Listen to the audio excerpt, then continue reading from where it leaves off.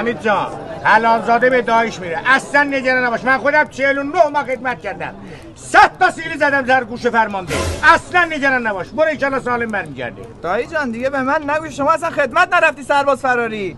اینا رو ولش کن، مواظب کفتره باش، بهشون آبدون بده. یه بینات چشم فدای تو بشم. برو مواظب خودت باش. برو بیسلام. شمسی توتولی اصلا ناراحت نشو، میرم اون برمیگردم. اینو نگه دار، اینو نگه دار. نه ولش کن، کن زمین. همین باعث میشه که من برم سالم برگردم. من آدم سالمم ها. خودت هم بعدا میفهمی من چی گفتم. منم جانی کن بدم.